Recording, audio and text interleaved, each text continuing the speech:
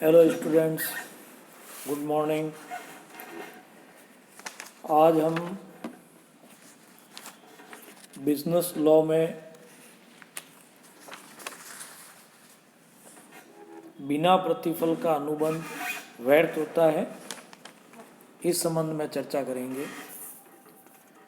जैसा कि आप जानते हैं और अपने पहले ये ले लिया है कि कंसिडरेशन यानी प्रतिफल जो है वो कॉन्ट्रैक्ट के लिए होना ज़रूरी है, बिना उसके वो कॉन्ट्रैक्ट नहीं हो सकता। तो प्रतिफल को वचन या प्रतिफल वो वचन या कार्य है जो अनुबंध के पक्षकार एक दूसरे से आदान प्रदान करते हैं। प्रतिफल वह मूल्य है जो अनुबंध के एक पक्षकार के वचन या कार्य के बदले दूसरे पक्षकार द्वारा चुकाया जाता है। तो इस संबंध में भारतीय संविदा अधिनियम की धारा 25 में लिखा है कि बिना प्रतिफल के ठहराव व्यर्थ माना जाता है। अतः प्रत्येक अनुबंध में प्रतिफल का होना आवश्यक है। प्रतिफल के अभाव में अनुबंध जुए के समान समझा जाता है और व्यर्थ होता है। सामंड तथा विनफोल्ड ने प्रतिफल के बारे में कहा है कि प्रतिफल के अभाव में दिया गया वचन भेंट होता है, जबकि प्रतिफल वाला वचन एक सौदा होता है। एनसन ने भी इस बारे में कहा है कि प्रत्येक सामान्य अनुबंध के लिए प्रतिफल आवश्यक है। प्रतिफल के अभाव में ठहराव अपरिवर्तनीय रहता है। इस संबंध में न्यायाधीश डेनिंग ने भी कहा है कि अनुबंध के निर्माण के लिए प्रतिफल अत्यंत आवश्यक है, लेकिन इनके साथ ही कुछ अपवाद है जो ये बताते हैं कि बिना प्रतिफल के भी कई बार जो है ठहराव वैलिड माने जाते हैं। तो इस अनुबंध में ये जो प्रतिफल जो है, इसकी धारा 25 में कुछ अपवादों का वर्णन किया गया है जो अपन लेंगे। पहला है स्वाभाविक प्यार एवं स्नेह के परिणाम स्वरूप अनुबंध। यानी जो नेचुरल लव एंड अफेक्शन है, इसके हिसाब से अगर मान लीजिए कोई कॉन्ट्रैक्ट करता है, यानी जब अनुबंध किन्हीं निकट संबंधियों के बीच स्वाभाविक प्यार या स्नेह के कारण होता है और वह अनुबंध लिखित तथा रजिस्टर्ड होता है, तो ऐसा अनुबंध बिना प्रतिफल के भी वैध होता है। धारा 25(1) इस प्रकार स्पष्ट है कि अनुबंध बिना प्रतिफल के भी वैध हो सकता है यदि अनुबंध लिखित है, यदि वह अनुबंध प्रचलित विधि के अंतर्गत रजिस्टर्ड है, यदि वह अनुबंध निकटतम संबंधियों के बीच किया गया है, तथा यदि वह अनुबंध प्राकृतिक या स्वाभाविक प्यार एवं स्नेह से प्रेरित होकर किया गया है। यहाँ ये बात विशेष महत्व की है कि ऐसा अनुबंध स्वाभाविक प्रेम एवं स्नेह के कारण ही किया गया हो। अतः पक्षकारों के बीच निकट के संबंध के साथ स्वाभाविक प्रेम एवं स्नेह भी हो। पति पत्नी, माता पिता तथा बच्चे, भाई बहन और दामाद ससुर निकट संबंधी माने जाते हैं और इनमें स्वाभाविक स्नेह एवं प्यार हो सकता है। इसी आधार पर एक मामले में कहा गया है कि एक भाई द्वारा दूसरे भाई के ऋण को चुकाने का ठहराव बिना प्रतिफल के भी वैध होगा यदि वह अनुबंध लिखित, पंजीकृत हो एवं स्वाभाविक प्रेम एवं स्नेह के आधार पर किया गया हो। सरोज बनाम ज्ञानदा के मामले में यह निर्णित किया गया कि किसी पुत्री को उसके पिता द्वारा किया हुआ संपत्ति का दान ऐसी परिस्थितियों में जबकि पुत्री ने पिता की सेवा शुश्रूषा भी पर्याप्त की हो, इसी अपवाद के अंतर्गत वैध है। फॉर एग्जाम्पल, ए अपने पुत्र बी को प्रेम एवं स्नेहवश 1000 रुपये देने की लिखित प्रतिज्ञा करता है। ये अनुबंध व्यर्थ है क्योंकि अनुबंध पंजीकृत नहीं है। यद्यपि पक्षकार निकट संबंधी है तथा अनुबंध प्यार एवं स्नेह से प्रेरित है। इसी तरीके से सी अपने दामाद को स्नेहवश अपनी संपत्ति में से 10,000 रुपये देने का एक लेख पत्र डीड तैयार करके रजिस्टर्ड करवा देता है। ये अनुबंध वैध है क्योंकि ये अनुबंध लिखित रजिस्टर्ड है तथा प्राकृतिक स्नेहवश दे रहा है। ये निकटतक संबंधी भी है। इसी तरह एक सम्राट अपनी कोई अन्य महिला को संपत्ति में से 50,000 रुपये देने का वचन देता है, जिसे लिखित एवं रजिस्टर्ड करवा लिया जाता है। यहाँ ये जो अन्य महिला है उस सम्राट को संपत्ति में से धारा 25(1) के अंतर्गत कुछ भी प्राप्त करने का अधिकार नहीं है। यद्यपि अनुबंध लिखित एवं रजिस्टर्ड है, किंतु ये अनुबंध स्वाभाविक प्यार के परिणाम स्वरूप नहीं है तथा पक्षकार निकटतम संबंधी भी नहीं है। परंतु अनुबंध निकट संबंधियों के बीच होने के आधार पर ही उसे स्वाभाविक स्नेह एवं प्रेम से प्रेरित नहीं माना जा सकता है। पक्षकारों ने यह बिना प्रतिफल का अनुबंध स्वाभाविक स्नेह एवं प्रेम से ही किया हो। यदि पक्षकारों ने वह अनुबंध आपसी झगड़े अथवा क्रोध में किया है तो वह अनुबंध व्यर्थ होगा। फॉर एग्जाम्पल, इस संबंध में राजलखी बनाम भूतनाथ का मामला उल्लेखनीय है। इस मामले के अनुसार प्रतिवादी ने वादी अपनी पत्नी के रात दिन के झगड़ों से तंग आकर एक ठहराव किया, जिसके द्वारा एक निश्चित धनराशि प्रति माह देने का वचन दे दिया। ये ठहराव लिखित एवं पंजीकृत करवा दिया गया था तथा इसमें आपसी झगड़े का भी उल्लेख कर दिया था। जब भूतनाथ ने ठहराव के अनुसार राशि नहीं दी तो राजलखी ने वाद प्रस्तुत कर दिया। कलकत्ता उच्च न्यायालय ने निर्णय दिया कि ये ठहराव पक्षकारों के स्वाभाविक स्नेह एवं प्रेम के कारण नहीं हुआ है, अतः अनुबंध व्यर्थ है। नेक्स्ट है स्वेच्छा से किए गए कार्यों की क्षतिपूर्ति के लिए किए गए अनुबंध। जब किसी व्यक्ति ने दूसरे व्यक्ति के लिए स्वेच्छा से कुछ कार्य किया हो जिसे करने के लिए वह यानी दूसरा व्यक्ति वैधानिक रूप से बाध्य था और परिणाम स्वरूप वह दूसरा व्यक्ति पहले व्यक्ति की सेवाओं की पूर्ण या आंशिक क्षतिपूर्ति करने के लिए अनुबंध करता है, तो ऐसा अनुबंध प्रतिफल के अभाव में भी वैध होता है। धारा 25(2) में इसका उल्लेख है। इस उपधारा के अध्ययन से स्पष्ट है कि इसके अंतर्गत अनुबंध निम्नलिखित शर्तों के पूरा होने पर वैध होता है।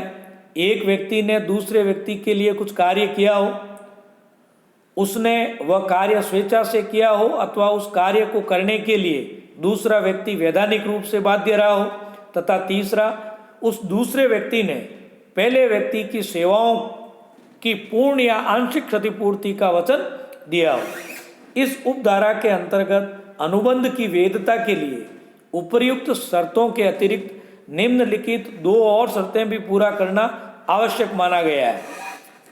वचन ग्रहीता द्वारा कार्य करते समय वचनदाता अस्तित्व में होना चाहिए। उदाहरण के तौर पर वचनदाता कंपनी है तो वह कंपनी उस कार्य के करते समय समामेलित होनी चाहिए। दूसरा, वचनदाता वचन ग्रहीता द्वारा कार्य करने के समय वयस्क होना चाहिए। फॉर एग्जाम्पल, सी को बी का बटुआ रास्ते में पड़ा हुआ मिल जाता है, वह उसे बी के पास पहुंचा देता है। बी उसे उस सेवा के बदले में 50 रुपये देने का वचन देता है। यह अनुबंध वैध है। यह स्वेच्छा से की गई सेवा की क्षतिपूर्ति का अनुबंध है। नेक्स्ट है काल बाधित ऋणों के भुगतान के लिए अनुबंध। वैसे कोई भी ऋणदाता अपने ऋणी से काल बाधित ऋण यानी टाइम बेयर्ड डेब्ट्स वसूल करने का वैधानिक अधिकार नहीं रखता है, किंतु यदि कोई ऋणी अथवा उसका कोई अधिकृत एजेंट उसकी ओर से किसी काल बाधित ऋण का आंशिक या पूर्ण भुगतान करने के लिए ऋणदाता से लिखित एवं हस्ताक्षर युक्त अनुबंध कर लेता है तो ऐसा अनुबंध भी वैध माना जाता है। धारा 25(3) यानी इसको इस रूप में भी कहा जा सकता है कि ऋणी अथवा उसके अधिकृत एजेंट द्वारा काल बाधित ऋण के भुगतान का अनुबंध किया जाता है तो वह अनुबंध बिना प्रतिफल के भी वैध होता है।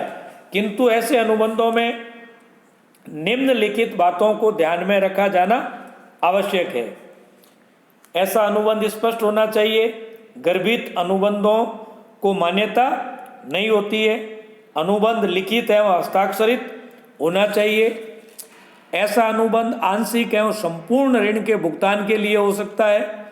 ऐसा अनुबंध शर्त रहित तथा शर्त सहित हो सकता है। शर्त सहित अनुबंध को प्रवर्तित करवाने से पहले उस शर्त को पूरा करना पड़ता है। यह अनुबंध स्वयं ऋणी अथवा उसके किसी अधिकृत एजेंट द्वारा किया जा सकता है। यह ऋण जिसके भुगतान का अनुबंध किया गया है वह वैध होना चाहिए।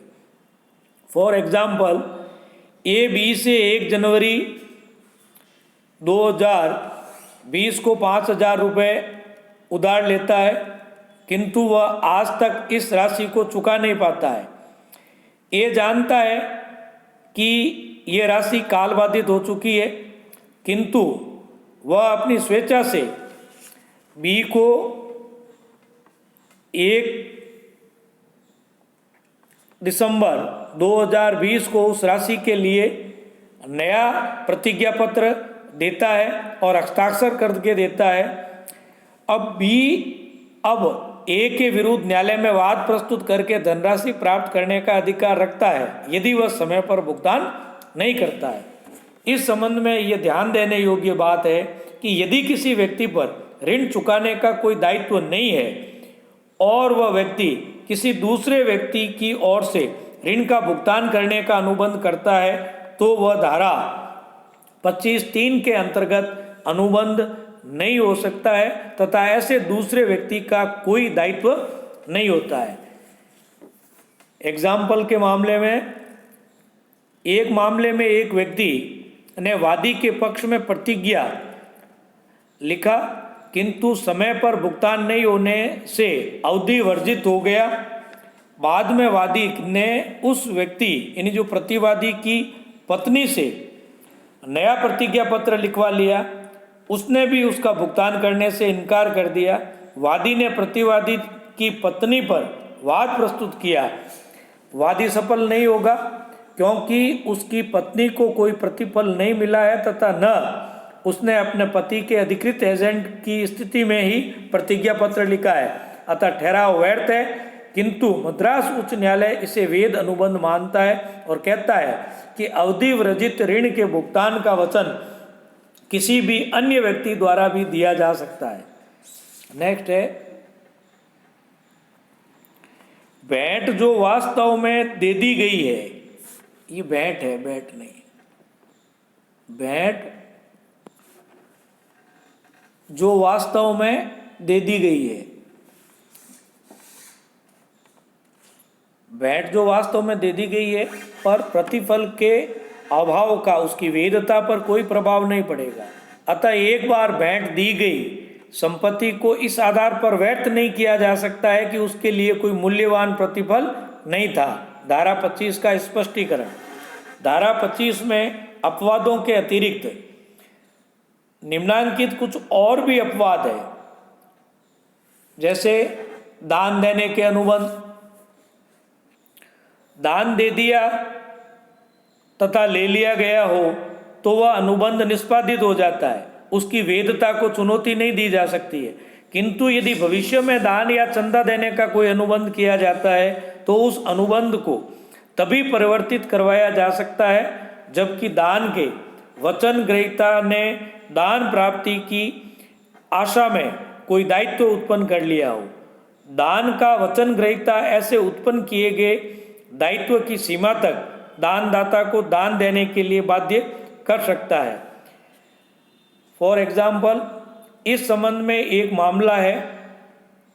इस मामला के अनुसार हावड़ा नगरपालिका द्वारा शहर में एक सार्वजनिक सभा भवन बनाने की योजना बनाई गई।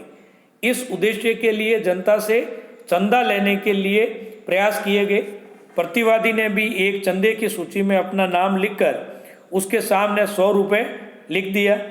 इस चंदे की सूची पर विश्वास करते हुए सभा भवन बनवाने का ठेका एक ठेकेदार को दे दिया गया। बाद में प्रतिवादी ने 100 रुपये देने से इनकार कर दिया। न्यायालय ने निर्णय दिया कि प्रतिवादी को चंदे की राशि देनी होगी, क्योंकि चंदा जिस कार्य के लिए दिया जाना था उस कार्य को प्रारंभ किया जा चुका है तथा उसके लिए दायित्व उत्पन्न किया जा चुका है। ये केदारनाथ वर्सेस गोरी मोहम्मद का मामला है। यदि दान के वचन ग्रहीता ने दान प्राप्ति की आशा में कोई कार्य ही प्रारंभ नहीं किया है तथा कोई दायित्व ही उत्पन्न नहीं हुआ है, तो वह वचन ग्रहीता यानी व्यक्ति तथा संस्था वचनदाता यानी दानदाता से घोषित दान की राशि की वसूली के लिए कोई वाद प्रस्तुत नहीं कर सकता है। फॉर एग्जाम्पल, एक मामले में प्रतिवादी ने वादी को एक मस्जिद के निर्माण के लिए 300 रुपये दान देने का वचन दिया। बाद में प्रतिवादी ने इनकार कर दिया। वादी ने प्रतिवादी पर वाद प्रस्तुत किया तो न्यायालय ने निर्णय दिया कि वह धनराशि प्राप्त करने का वैधानिक अधिकार नहीं रखता है, क्योंकि वादी ने मस्जिद बनवाने के लिए किसी प्रकार का कार्य प्रारंभ नहीं किया था तथा इस संबंध में न कोई उनका उत्तरदायित्व ही उत्पन्न किया था। नेक्स्ट है एजेंसी के मामले में। अधिनियम की धारा 185 के अनुसार 185 के अनुसार एजेंसी के अनुबंध में प्रतिफल का होना अनिवार्य नहीं है। बिना प्रतिफल के भी एजेंसी अनुबंध को वैधानिक रूप से प्रवर्तित करवाया जा सकता है। नेक्स्ट है निशुल्क निक्षेप। निक्षेप दो प्रकार का होता है, सशुल्क और निशुल्क। निशुल्क निक्षेप में प्रतिफल नहीं होता है, फिर भी निक्षेप ग्रहीता तथा निक्षेपी को अनुबंध को कानूनी रूप से प्रवर्तित करवाने का अधिकार होता है। फॉर एग्जाम्पल, ए बी की कार निःशुल्क मांग कर ले जाता है। यदि ए लापरवाही से गाड़ी का एक्सीडेंट कर देता है तो बी अपनी गाड़ी की क्षतिपूर्ति के लिए ए को बाध्य कर सकता है। एंड लास्ट है इसका अधिक धन के पूर्ण भुगतान में कम धन चुकाना। कई बार ऐसे अवसर आते हैं जबकि ऋणदाता और ऋणी के बीच ऐसे ठहराव होते हैं जिनके अंतर्गत अधिक धन के पूर्ण भुगतान में कम धन चुकाने की व्यवस्था होती है, किंतु ऐसे ठहराव को तत्काल निष्पादित करना होता है, क्योंकि ऐसे ठहरावों को बाद में परिवर्तित नहीं करवाया जा सकता है। अतः यदि ऋणदाता ऋणी से कम धन प्राप्त करके संपूर्ण भुगतान हुआ मान लेता है तो या संपूर्ण ऋण भुगतान हुआ या चुकता हुआ मान लिया जाता है धारा 63।